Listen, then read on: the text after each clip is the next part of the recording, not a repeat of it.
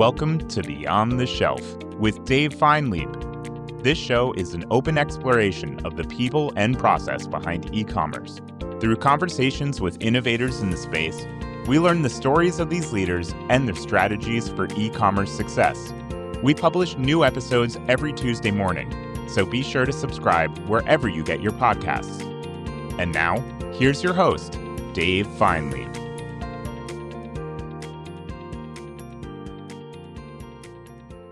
Welcome back to Beyond the Shelf. We're sharing a special series of mini episodes recorded live at the WBR Commerce Media Brand Summit in Atlanta, where CPG brands, retailers, and technology partners came together to share strategies for navigating the rapidly evolving world of retail media. The event brought together industry leaders for 2 days of conversations around new technologies, media strategies, and the changing ways brands drive traffic, market share, and revenue. While he was there, Dave sat down with a number of leaders for quick conversations right from the show floor.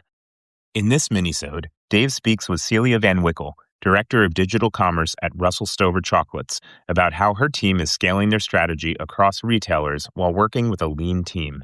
She shares how they've expanded from limited search activity to driving growth across multiple retail partners, while also evolving their KPIs beyond ROAS to focus on share of voice, new-to-brand customers, and incrementality.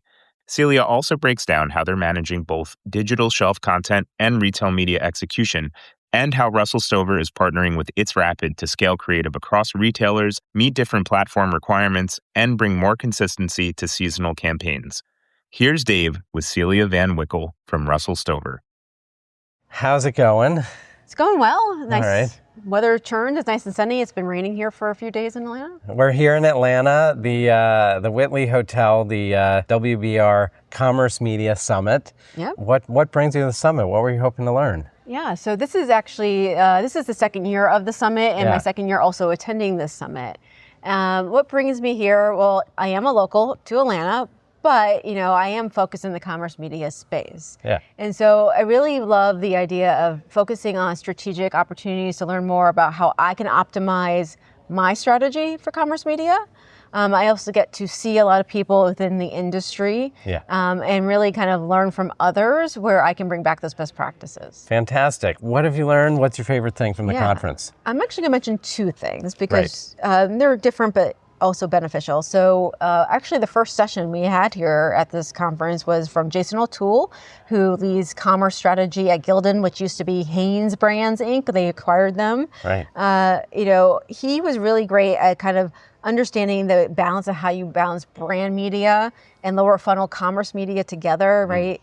I love this line: brand media lowers the tax you pay on growth, but commerce media converts the customer's brand media. So basically, we need both together, right? We need the brand to remind the consumer of that growth, but we need the commerce media to retarget and convert at the point of sale, right?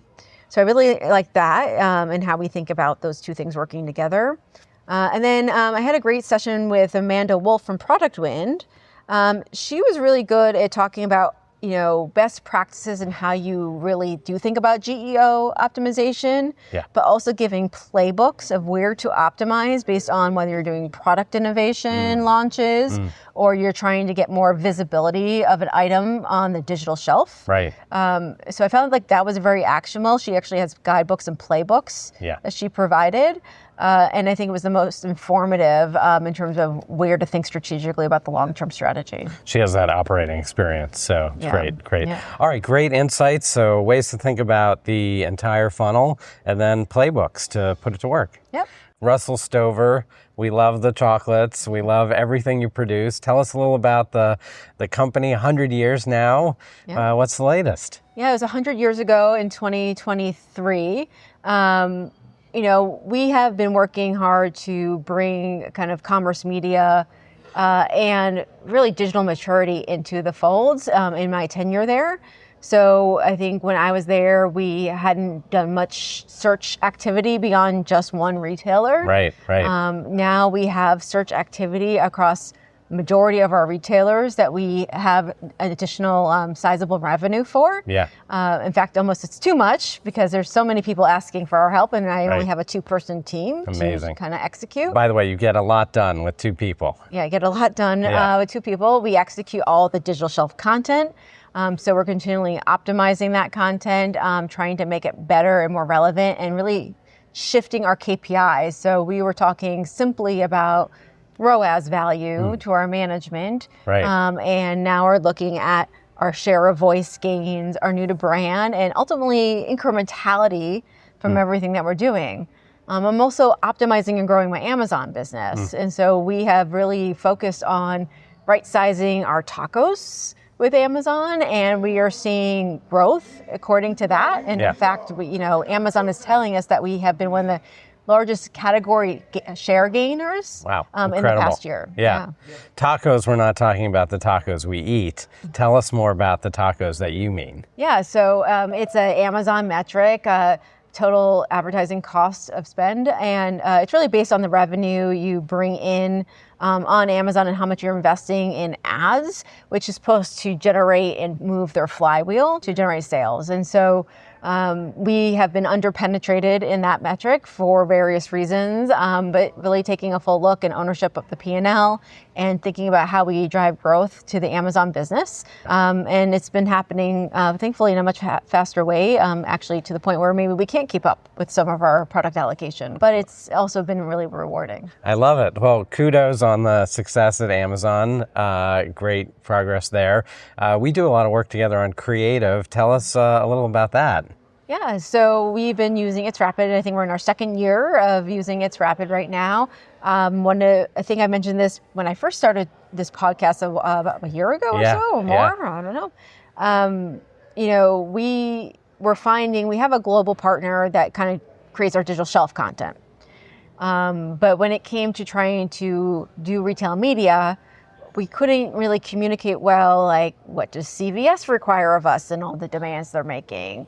What is go and no-go with Kroger? And they have very strict criteria of what you put on your ads. Right. And so we've been using It's Rapid first and foremost for retail media iteration across all the retailers. So we're trying to have a cohesive brand message across, particularly because we're very seasonal. So like, how do we talk across Valentine's Day on each retailer? Yeah. But then iterating those into the right sizes, shapes, and content requirements across the retailers. I think since then, we've also have an API with you with Walmart Connect, where you guys are directly feeding our content into our Walmart media. And we also work on a lot of video content. So that was another thing we worked with It's Rapid. So we started with It's Rapid, I think, on a pilot of a video a couple of years ago. And now you are the sole creator of our sponsored video content. Very exciting. What's your favorite Russell Stover product? So many. Yeah, I mean, it used to be we have these seasonal marshmallow eggs. So right now it's Easter time, so they're an egg shaped. Yeah. But we came out with a product called S'mores through our Whitman's brand that we own, and that's a very, very tasty product.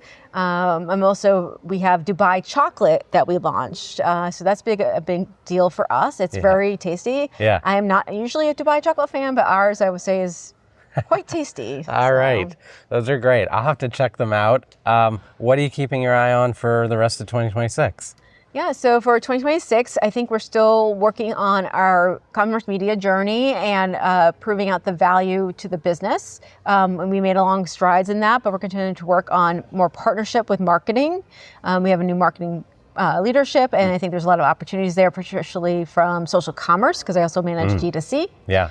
And then I am keeping my eye on the hot topic of agentic GEO kind of optimization. I don't, know if we'll fully get there yet to have maturation in that space, but I think it's a lot of learning and seeing how we can optimize what we're doing, just to kind of make those strides to see if we can improve our presence there. Fantastic. So a lot of exciting work we've done together, and thanks for doing this for Beyond the Shelf. Appreciate it. No problem. All right.